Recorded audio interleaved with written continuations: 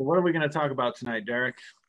Well, we chatted, or actually we texted this week. We didn't actually talk, but we were talking about uh, authenticity, or how to be your best authentic self. Mm-hmm. And one of the things that I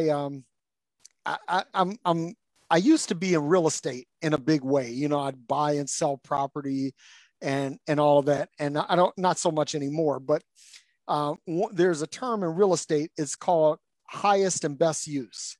And highest and best use is how municipalities zone property. You know, ostensibly it's like, if the highest best use of this is residential, then they'll zone it residential. If it is commercial, they'll zone it commercial, and so on and so on, right? Mm-hmm. So I thought about this in terms of life, right? Because a lot of times we want to be something we're not. I remember when I first got into ministry, and my preaching style, if you will, mimicked that of a guy named Jamal Harrison Bryant. Okay. And Jamal is now, he took over Eddie Long's pastorate at New Birth down in Atlanta. Okay. But he used to be the pastor of Empowerment Temple in Baltimore. But he's a big name, all TBN, all of that stuff, right? And so when I preach, people were like, "Oh man, you sound like Jamal." And so I was like, I said, yeah, but I really wanted to be Eddie Long. That was before I knew it. Right. Without the extracurriculars. Yeah. And so I wanted to be something that I wasn't. And then there were other guys that they were preaching. They said, "Man, you're like the next TD Jakes, or you're young TD Jakes," and it's flattering when people see you that way. But at the same time, I believe that you sort of sell yourself short, because you're not being authentic. But see, what I've learned, Aaron, is this: it's not enough to just simply be authentic. Okay. See, we can be ourselves, right? But how many of us are dedicated to being the best version of ourselves? Man, that's good. So, I'll go back and I look through the timeline of my life, mm-hmm. and I think about all of the me's I've been, because Derrick is a work in progress, as is Aaron, right? So the Derrick that I was 5 years ago is different than the Derrick 5 years prior to that, and so on and so forth. Mm-hmm.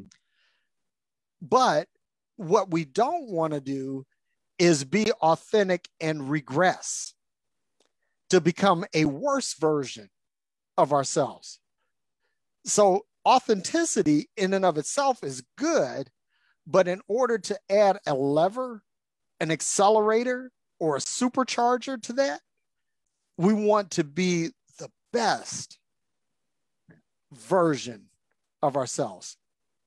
And that's where I'll kick it over to you, Aaron. And that is a preach, brother. I mean, that is some good stuff there. So when I was thinking about this, and this is something really important to me, because the way and I'm going to own it and take responsibility for it, I allowed religion to steal my authenticity. Me too. And, for the record. Yeah. And that's something that I struggled with. It's just crazy. It's crazy how your mind can do stuff to you, right? Because I was an awkward kid. I'm blind in one eye, which makes depth perception hard. And then, I have this lazy eye that they couldn't correct with surgery. So back then what they would do is put a patch on your good eye. So I'm wandering around through these developmental periods with blind, literally. Wow. like we're going to take, whoever thought of this, the 70s, right? We're going to take your good eye and we're going to patch it in hopes that we improve your bad eye. Wow. And so I was awkward. I stumbled a lot. I wasn't great at sports. To this day, I can't hit a softball to save my life. I remember I went to the Brazosport area to do some ministry meetings, and the pastor there wanted to take me and show me a good time. So his idea of a good time was to go to a like a hitting range where you know they spit the balls out of the pitching machine and you're sitting there hitting. I didn't hit a single one. Oh man. So I grew up with a lot of rejection issues, and I grew up with you know, it was harmful to my self-esteem. And so as an adult, what I would find myself doing, and you know, transparently, um, I was an adult child of an alcoholic. And so one of the things you struggle with as an adult child of an alcoholic is trying to figure out the rules of the game first.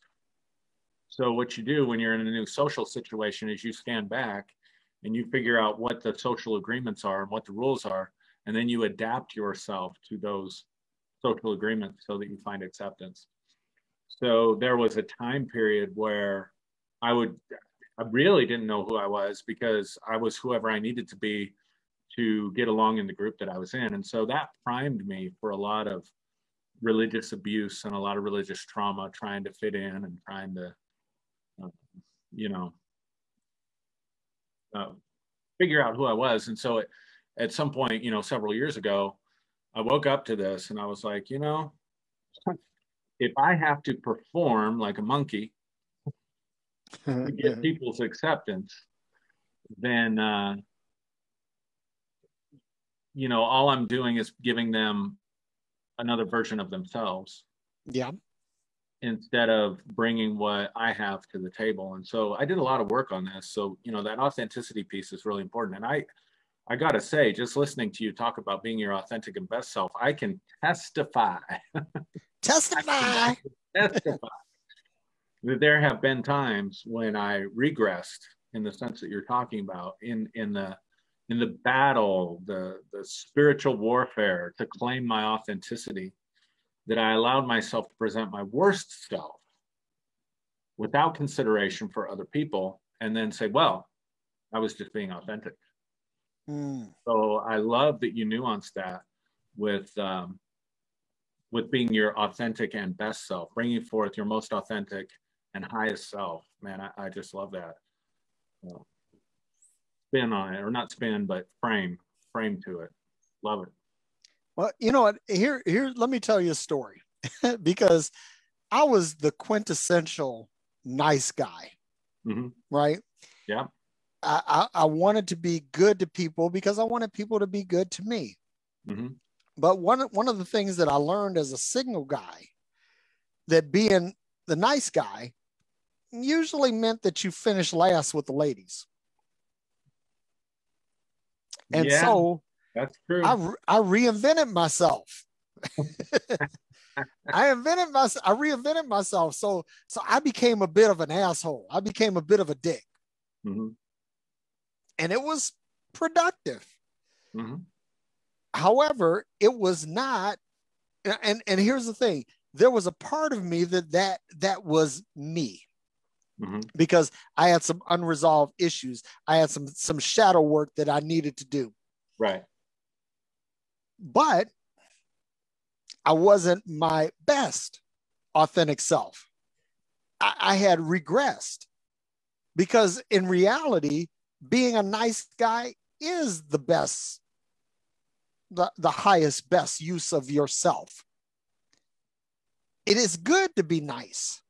I just didn't see it at that time. Sure. And what happened was that this worse version of my authentic self spilled into some other areas, because I was a businessman. I was an entrepreneur. And some of the shady things that I did as a single man spilled over into how I did business, you know, because just like as a single guy, I was always trying to fuck somebody. Right. In business, I was trying to fuck somebody. You follow what I'm saying? It's totally. Spilled over. And so I was not being the best that I could be. And I was succumbing not only to my baser instincts, but also to what I thought would yield me the greatest success. The problem is that if you regress and instead of being a nice guy, you decide you're going to be an asshole, you're going to be a dick, you're going to be whatever, right? Right. That creates a scenario where in all aspects of your life, you have to constantly look over your shoulder because you are doing dirty to others. That means the dirty is coming back to you. Mm. And so I had to, all of that I had to learn. So I tell people this story that when I had my yes, Lord moment, yes, Lord, yes, I'll go and I'll preach for you, Lord.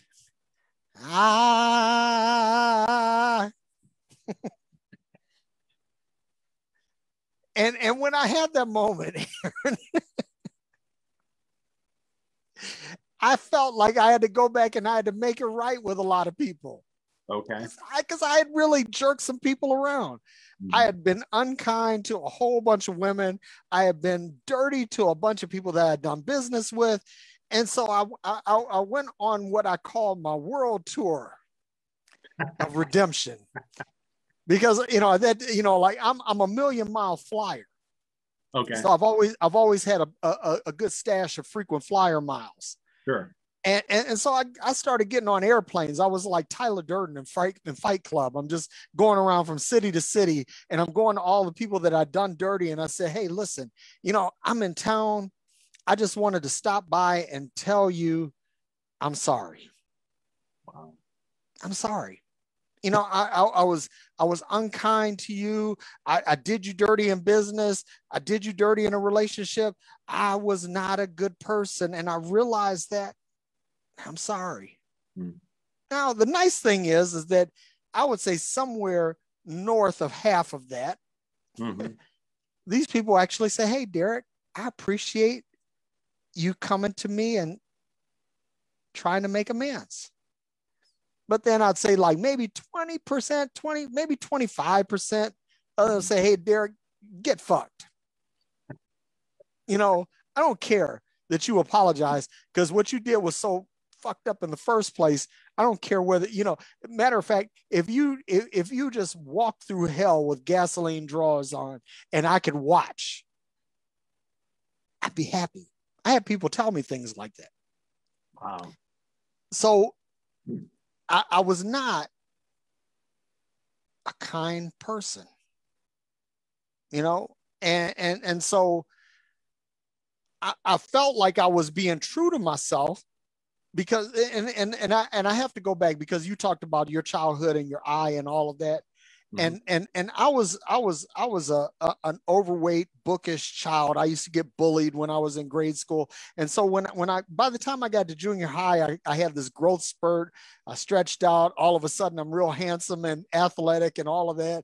And so all of that was behind me. But it was like I felt like I wanted to pay all of these people that caused me pain and anguish back. Yeah, I had to get them back. So a lot of this, tuning into that part of me without shadow work, mm-hmm. it made, because I didn't know what the fuck shadow work was back then, but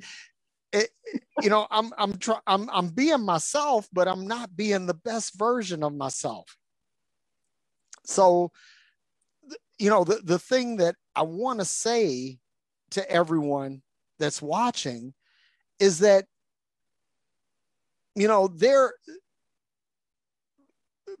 people say you're not being yourself when you're angry or whatever. But you know what though? Everybody has an angry component. Everybody has an ego component. Everybody has a little bit of narcissism in them. I mean, we have that because we're human. Right. We're I don't want to say we're flawed. I hate using that term, but there are things that we just haven't gotten in touch with. Right. And you can sink into that. Mm-hmm. Like my son did a podcast on escapism and how people go into escapism and they try to escape their authentic self. And then my oldest son, he told me about something called imposter syndrome, which I had never heard of that. And where you're trying to reinvent your facade, but underneath you're really something else. Yeah. And all of these things, and I think about what my son Ducey had said, what my son Donovan has said, and I'm like, yeah, I've been through both of those towns. Matter of fact, I lived in those towns for a minute. Yeah. But the thing that I want to say to everybody that's watching is that you may pass through. Listen, if you get your kicks on Route 66 and get on and drive Route 66 across America, like from St. Louis to LA, and you can get on Route 66 and you will pass through some really shitty places. Mm-hmm. Yeah. But you don't have to stay there. Yeah, it's true. True. So bringing religion into this, because for me, religion, yeah, right. Religion is conformity, and it's higher. Yes. Yeah. And we like to think our churches are built on love, and these religious institutions are built on love, but at the end of the day, they're built on agreement and groupthink. We've talked about that. Yep. And so as long as you agree with us, as long as you conform, as long as you fit the mold. And so what happens is, what if everybody ends up living with contradictions because of that human side of us that you're talking about, that is so forbidden in religion, like getting angry. Like there was a point in time I actually did a live video with Michelle Francesca Cohen on this very issue, because she had been watching some of my videos and she was getting very angry with me. And I was a pissed off individual at that time. We did go back November 2020, January 1st, 2nd, 3rd week of January. I was a very angry individual about some things that were going on, right? We talked about some of that stuff. And she was like, he's so angry. So she kind of quit watching and commenting and various different stuff. And we talked about this on the live video, so I'm not, betraying anything. Yeah.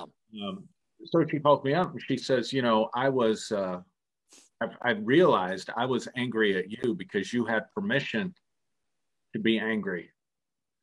And I was stuck. And you mentioned the imposter syndrome. She had a term for it that she called the good girl, good boy syndrome. Wow.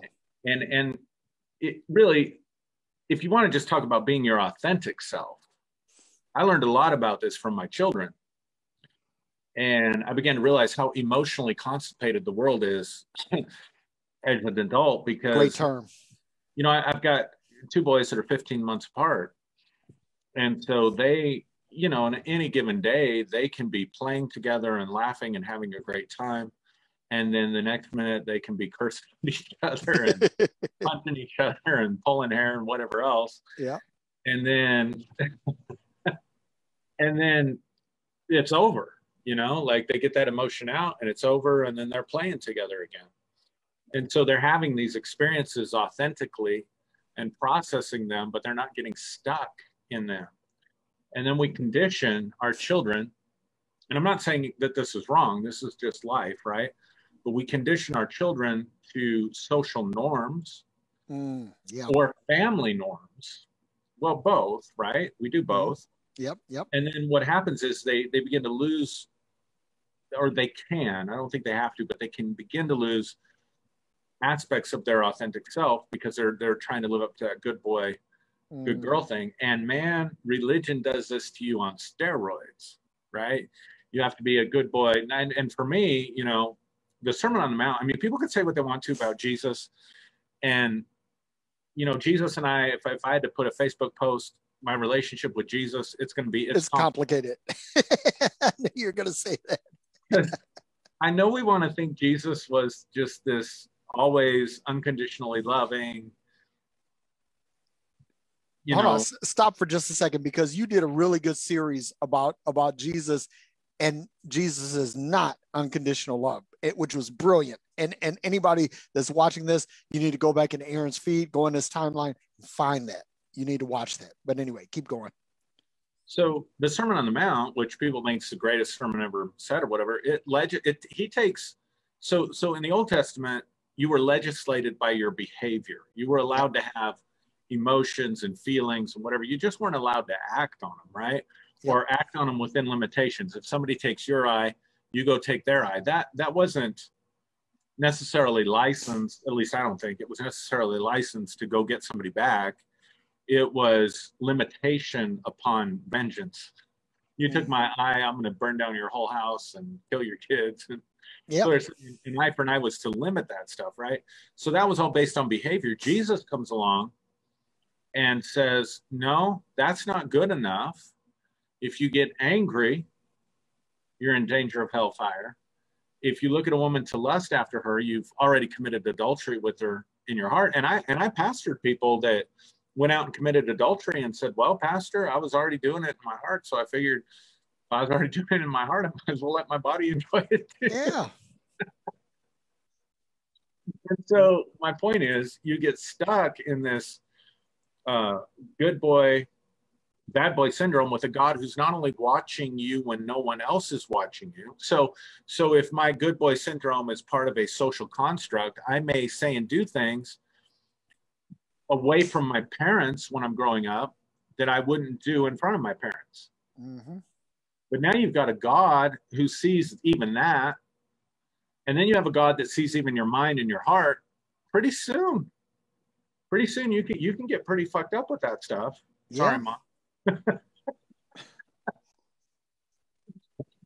And that creates an even deeper, darker shadow, where the shadow becomes not just the stuff you don't want to deal with.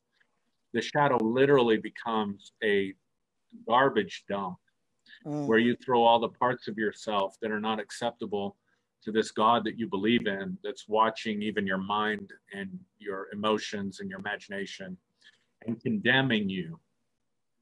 And so I say this, in the religious trauma group, the most sincere believers are often the most traumatized believers, because they're genuinely trying to follow the path that's been set out before them. I think it's funny about religion, because religion will break you. Yeah. And then they offer the fix. Yep. And, I want to say something too, because I had this conversation with a friend earlier today. And I was talking about how the 4 years of the last administration really fucked my faith up. Mm-hmm. Because, yep. Cheers, man. People were willing to excuse the behavior of this guy and his administration. But when things happen, when Ahmaud Arbery was shot and Breonna Taylor was shot and George Floyd was choked out and, Botham Jean was shot in his apartment and all. And I said, listen, guys, I went to all my grace preacher friends. And I said, listen, guys, I don't need you to protest with me. I just need you to publicly declare that it's wrong. Mm-hmm. And they were like, well, Derrick, just pray on it. Just give it over to Jesus. And something got triggered in me, because I'm thinking to myself, what has Jesus actually done to fix any of this? Right. And so I started off with a thought experiment. Okay. I said, I'm going to use a word and I'm going to see what the response is. And that word was everybody's favorite cuss word, the F-bomb. Fuck. I said, I'm going to use the word fuck in some strategic ways. And I thought it was funny how more people, more white grace preachers got upset over the use of the word fuck than they did over black people getting killed. You know, it's one of those things where they tell you that's all you need to know. That was all I needed to know. And so at that point I said, okay, cussing is going to become part of my repertoire. Not because I think, you know, listen, I was in the Navy for 7 years. So cuss like a sailor comes natural to me. It's actually a thing, folks, about cussing like a sailor. That's a real thing. But I just decided, I said, this is how I'm going to be. And Aaron, something miraculous happened. Hallelujah. That I really became at peace with myself in a way that I had never been. I mean, never. Even when I was cussing, you know, I was cussing before cussing was cool. Yeah. But to say that, okay, I'm no longer bound by this religious definition of me. Yeah. I'm no longer beholden to any particular behavior. Now, let me say this. I also believe that my rights end where yours begin. So that means, and we talked about this, we did a whole episode on this. So guys, go back and look at that, where we talked about hurt versus harm, because everything that hurts you is not harmful, you know, and some things that harm you may not hurt you, you know. I mean, they're like, you know, carbon monoxide poisoning. When people get in their car and they turn the exhaust into their car, you know, they just go to sleep. They die. They just go to sleep. They don't feel any pain. They just go to sleep and they die. So that's harmful. It doesn't hurt. You know what I'm saying? So the thing that I'm getting at here is that I realized that there were a whole lot of things that I was suppressing in the name of my religion.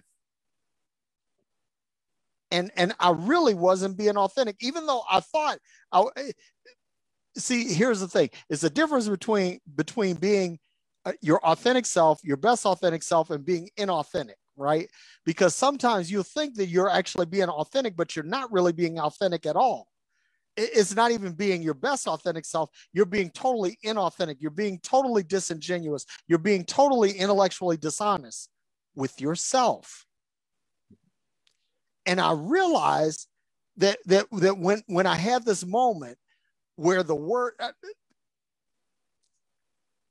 I feel like preaching now.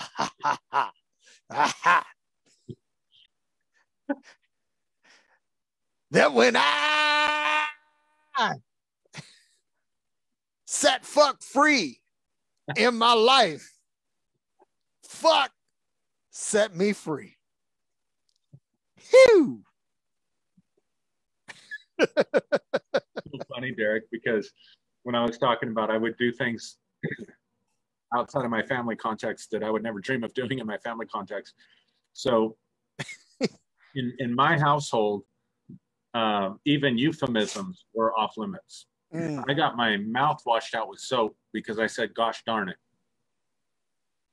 And when I was asking my mom why she was washing my mouth out with soap, because I only said, gosh darn it, she said, well, you might as well have said the other because you meant it.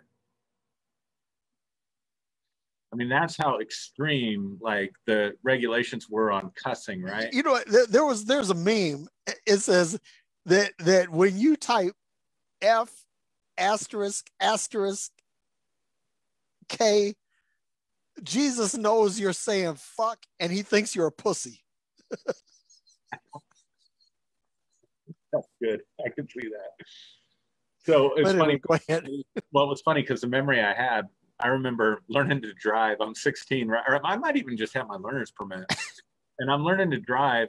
And my mom is in the, and I would cuss like a sailor outside of my family context. And my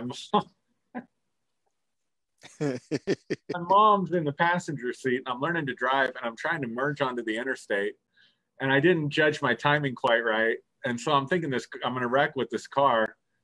And I see it. And all I remember was, and I can remember this vividly, all I remember was I said, oh, fuck.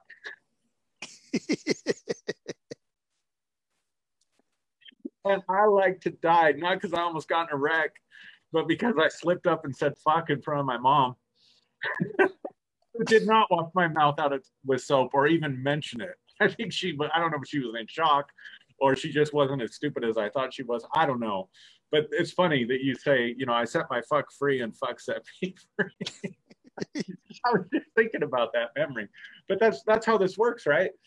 And so I think part of the work that we have to do to become our most authentic and best self is we have to love our shadow. We have to love our come on, man. Parts of us that we have shoved, no matter how dark they are, no matter how perverted they are, no matter how twisted they are. We've got to be able to let those parts come into our consciousness and say, this too is part of me. This too is part of me. Now, that doesn't mean I have to act on those urges to be my authentic self. But what I have to do is decide for myself what are my values, what are my morals, what's important to me, what are going to be the social consequences to me, and then make a conscious choice to integrate that. And that's exactly what you did. You were part of this group, the Grace group. You wrote a book, I think, about grace, and you were known as Grace Preacher. So these are your peers. This is your context. This is your group. But you're Black in America. Yeah. Right? And I remember that, by the way. I remember when you were putting that challenge, and that challenged me. I thought, well, I better speak up. I mean, you were one of the few. And so, really, it seems like a simple thing, but I can see for you that being such a powerful thing, because on the one hand, you're seeing what's happening in our country, you're being honest about it, you're being authentic about it, you are authentically asking your friends who have influence to speak up on these issues. And they're telling you to just pray about it, which is their way of saying, I'm too afraid to take this risk, which is their own shadow stuff. They could have just said that's their own inauthenticity. Yep. They could have just said, you know what, Derrick, I'm too afraid of the backlash that I might get as a white person in America if I speak up on this issue. But instead they had to say, well, brother, just give it to the Lord. And see, that's what we do. We mask that authenticity. So part of being authentic is being authentic in the moment, but knowing how to express that, knowing how to communicate, hey, I'm hurt by this. I'm angry about this. I'm afraid of this, owning it, being authentic in the moment and not putting some spiritual mask over it, right? Yep. So then you also, you went the opposite direction by saying, okay, I'm going to put this word out here and then I'm going to, see if people are more upset about me saying fuck in the Christian community than they are upset about watching a man literally have the life choked out of him, literally crying mommy at the end. Yep. Wow, with a smug, arrogant look on his face. And people can say, well, the system held the system held, I can't remember the guy's name, Derrick Chauvin. Derrick Chauvin, yeah. Accountable. No. 18-year-old girl with a video camera on her phone held Derrick Chauvin accountable, and I might add, held the nation, the psyche of the nation, accountable. Yeah. And so for you, the cursing, the cussing, that's part of who you are. And it's part of what you've chosen to integrate Fucking A. into your life as part of your best and most authentic self. And that's the work we have to do if we want to be authentic. The work we have to do is we have to start telling ourselves the truth, man. And we have to start saying, you know what, I'm afraid if I speak out against certain things, or I'm afraid if I do certain things, that this might happen. And that's okay. It's okay to be afraid. It's okay to count the cost, as Jesus said, before you build the tower. But just be authentic about it. Be real. If to no one else, be real to yourself, and try to catch these mind games where you are,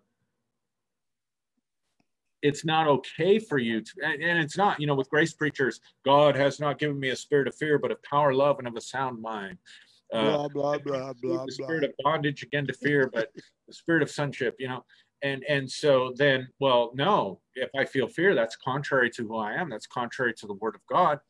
And so you can't own that. You can't be honest with yourself about it. And by the way, I just got to say, a lot that goes on in these so-called love and light community, or the consciousness community, or the new age community, however you want to label it, is a tiger with different stripes. It's the same time. I mean, religion's a tiger, and some of this love and light stuff. And listen, we saw that with a mutual friend of ours recently.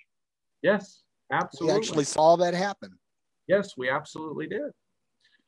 And so part of the way I've navigated this deconstruction, reconstruction, whatever the hell we want to call it, journey that I've been on, is being my authentic self, being my highest value. And after tonight, thank you, Derrick Day, I'm going to nuance that to my most authentic and best self, to be my highest. And so anything that wants to negate my humanity, it's human to be angry, it's human to lust, it's human to screw up, it's human to misunderstand, it's human to deal with uncertainty, it's human to not know the right thing to do in a certain situation, or the right thing to say. It's human to own your mistakes. So anything that violates that violates my highest value. And so therefore, I don't want to participate in that. So that's how I evaluate things. Before I'd evaluate it, what does the word of God say? What is my mom going to think? What is the church community going to think? And at some point it had to become, what does Aaron think? What is Aaron's highest values? And if this does not square with the highest values to the degree of awakening, ascension, evolution, whatever you want to call it, where I'm at right now, if these things don't match my core values, then I'm going to reject them based solely on the fact that they don't match my core values. And to me, that's a real key to being authentic. You know what? I think about that best highest use is actually a real estate term. And I talked about that at the beginning. Yep. At the end of the day, we become the foundation for anything that we choose to build. And this is something I had to learn, because in religion, I was taught that Jesus is your foundation. And anything that you build that's not built on Jesus will fail. The problem is that Jesus is not intimately involved with your life. I don't care what you think. Sky God, Sky Daddy, whatever. It not really involved. Sort of parenting from a distance. Mm-hmm. So that means that the foundation that I build on must be me. And just like I'll tell you, this is another story that I like to tell. And I'll say this, and Mom, this is nothing against you in case you're watching, but don't buy the house next door to your mother. I'm just saying that for all of you folks out there. You know, it may look good on paper, but honestly, that there's a reason why you grow up and move out, right? But anyway, I bought the house next door to my mom, and at the time I bought the house, it had a garage, and and so my mom had a garage in her house, 2-car garage, and that it had began to shift. And so I had some friends that they were like, all we got to do is just strap on a couple of come-alongs. They're basically ratchet strips, made of parachute nylon, and you ratchet them, and it generates enough torque to right an out of kilter structure. Wow. And so I did that with my garage. Ratcheted back up into place. And then after 3 days, I saw that it was leaning again. So I get out there and they come along, ratcheted some more. And so finally I broke down and I called somebody that knew something about garages. And he told me, he said, Derrick, your garage is not going to survive. I hate to tell you this, but your garage needs to be torn down. So I'm like, okay, cool, no problem. Garage needs to be torn down. But I've got this nice concrete slab. I'll just build another garage on it. And my friend said, no, Derrick, you can't do that because your foundation is fucked up too. In other words, there was no salvaging my garage. And on top of that, to add insult to injury, there was no salvaging the foundation either. Wow. And so for the duration of the time that I owned that house, I lived in the house for 5 years, and I never put another garage up because I didn't feel like the added expense. It would have cost me another $30,000 to have that foundation torn up, another foundation poured, and another garage built. Yeah. What am I saying? That we are the builders of our own respective destinies. And if you pour your foundation incorrectly, what it will lead to is a bad construction. And that structure that you've built may withstand a certain amount of time. But in the end, it's going to list, it's going to tilt, and eventually it will fall down. Being your best and highest self means that you are looking at your foundation and saying, I'm making sure it is my responsibility to make sure that the foundation of me, understand this, the foundation of me, not the foundation of God, not the foundation of Jesus, not the foundation of your church or your religion, not the foundation of mama and daddy or Pookie or Ray Ray, not the foundation of you. You got to make sure that's right. And if you don't, you're going to find yourself in a constant cycle of destruction and reconstruction. See, it's okay to deconstruct. It's okay to strip things down to the foundation. But when you get down to the foundation, you got to look at the foundation and find out if the foundation is right. Now, if you are dedicated to understanding what is the best and highest use of you, you'll pour that foundation smooth and bubble free. And once you get a smooth, air-free foundational pour, you can build anything on that and it will withstand the test of time.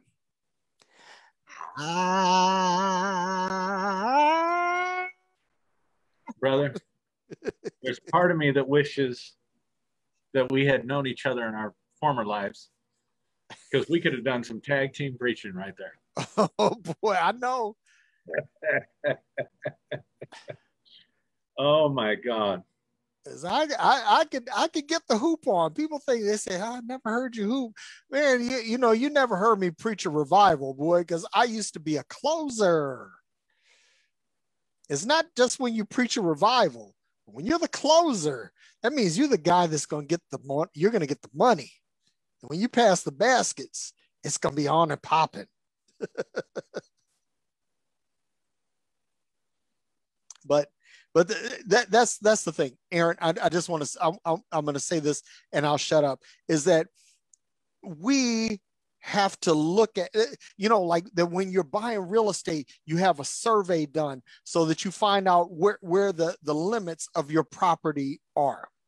And so from this, you can decide, okay, can I, you know, can I build this structure on it, or can I grow this crop on it, or can I, you know, subdivide this and lease it, or sell it. I'm looking at all of these different things. And if you don't really take stock of you, you'll never find what your best and highest use is. And let me say this. I can't tell you, Aaron, what is your best and highest use. And you can't tell me what my best. Listen, if there's anybody out there that's trying to tell you, I'm going to tell, as a pastor, as a preacher, as a bishop, as an apostle, I used to tell people all the time, this is what God has in store for you. I prophesy. I was wrong. For all of y'all that I prophesied to, for all of y'all that I spoke over your lives, I'm sorry. Forgive me. Because only you can determine what your best and highest use is. And if you think the Sky Daddy is going to open up the heavens and tell you, I got some Everglades land and a bridge over it that I want to sell you. Brother, you are dropping some nuggets tonight, man. Jeez. So I'm gonna see if I can channel my former self, and I'm gonna tag team with you here. Come on, preach. I'm gonna say, preach, Tomlinson, preach. You see, my brothers and sisters, it ain't the outside. It ain't what everybody sees that determines the quality of what you built. It ain't the outside looking at Sky Daddy or somebody else telling you, because they don't know what's deep inside you. You gotta, if you want to have this kind of a foundation and this kind of a life, you gotta dig deep. You got to go on the inside. You can't go without. See, religion wants to tell you that you can build your life on something outside yourself, because you don't want to have to do the work. You don't want to have to go deep down inside. You don't want to have to dig in deep into all those places that you've been running from and that you've been afraid of. You just want to stretch out. You just want to put some paint on the building and think it's okay. But I'm going to tell you right now, if your foundation ain't right, that paint ain't going to fix it. So the only way you can fix this, my brothers and sisters, is you got to go deep inside. Deep. You got to feel those feelings you ain't been. You got to see those parts of yourself that you ain't been wanting to see. Because at the end of the day, the foundation of everything you build, your family, your business, your finances, your relationships, the quality of life that you experience in the here and now is going to be determined by the quality of the foundation that is you. And only you. Nobody can lay hands on you. Nobody can tell you. Nobody can structure it for you. At the end of the day, it's up to you what your life becomes. My. All right. Somebody passed the offering plate, God damn it. Because this boy done preached. I just tag teamed. I just stepped into the anointing, the flow. Oh boy. You know something, man? I thank God. And by God, I mean you and I. that we didn't connect when we were out here preaching. That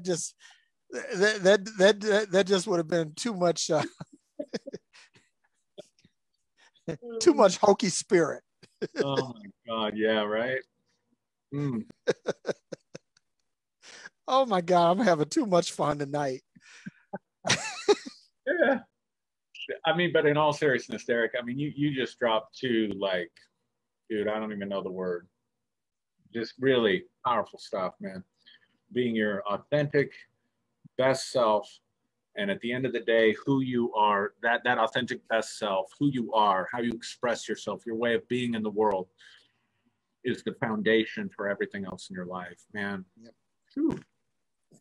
Hang on, if I had to take it off.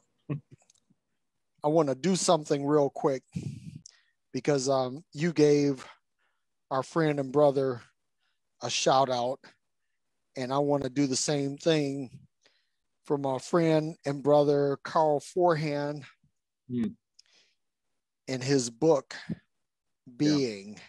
Yeah. I'm trying to get to the cover of this thing. Yep, here we go. Oh, no. Come on, Derrick. Let's see. Go to cover. There we go. And of course, I picked up the wrong cover. How about that? Hang on. Y'all bear with me here. While you're doing that, I just want to send out some love to everybody that's watching this and everybody that watches and tunes in faithfully to watch Freeology Friday. And just love you guys. Thank you so much for giving us this space in your lives.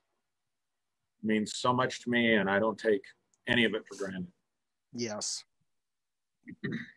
I don't either. I'm so very grateful for everybody that takes the time. Because listen, this is Friday night, and I'm gonna tell you something now. I talked about old Derrick, right? Because and some of you may not, Aaron. I don't know if you've been introduced to this or not, but I have an alter ego. You know what my alter ego is? Let me guess. Go ahead. What is it? Throat punch Derrick. Throat punch Derrick. You got it, man. You know it. You see, you've been listening. That was my dude. And throat punch Derrick is always like lurking around the corner. He's never far away.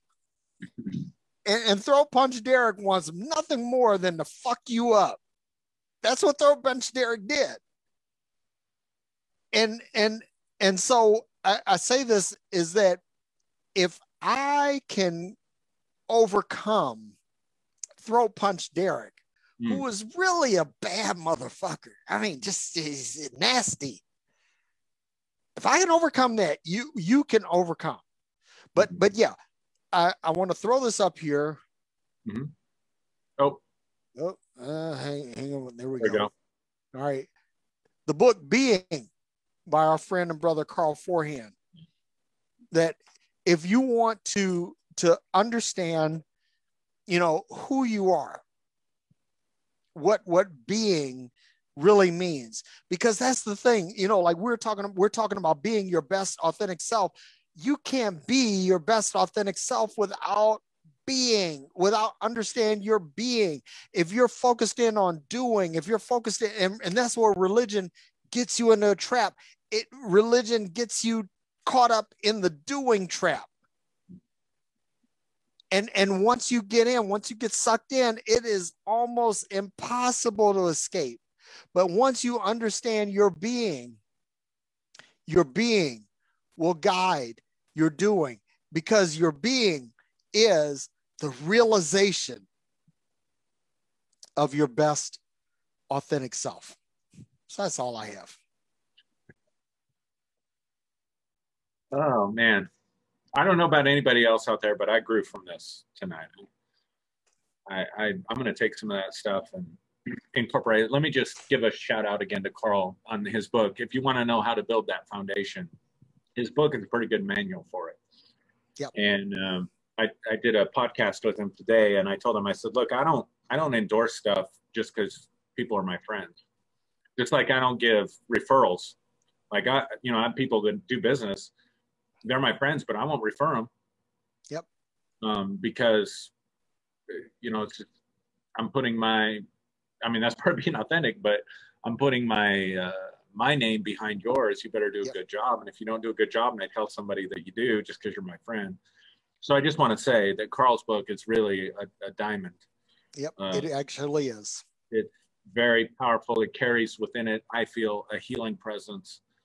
And, one of Carl's passions is health food. When I told him you feed good food to the body and to the soul. And so I just want to echo that. Shout out to Carl for his book.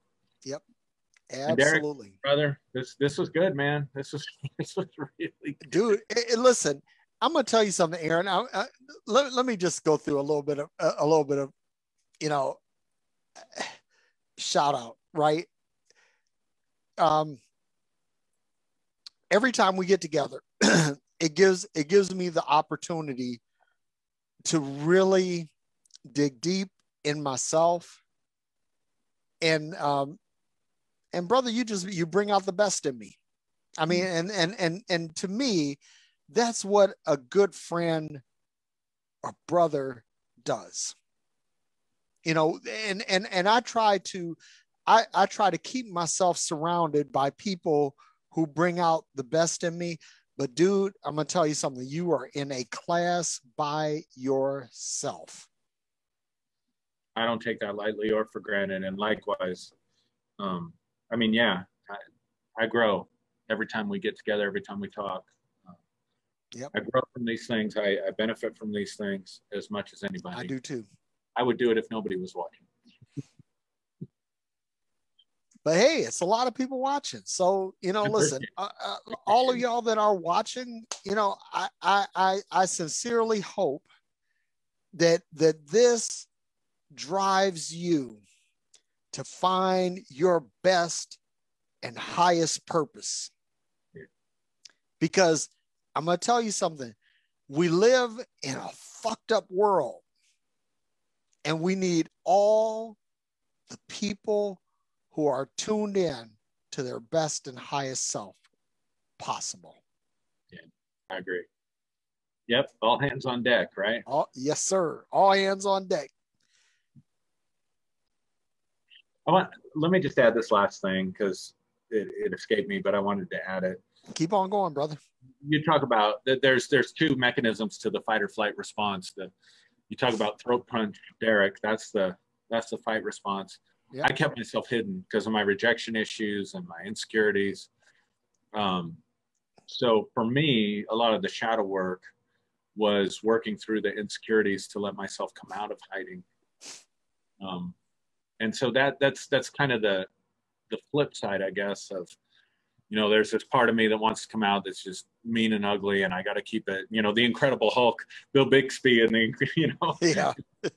Bruce Banner, but he was David Banner back in that series, trying to keep the Hulk in check. But there's this other part of us that can be just frightened and insecure. And I just want to encourage people in the same way you said, Derrick, if I could overcome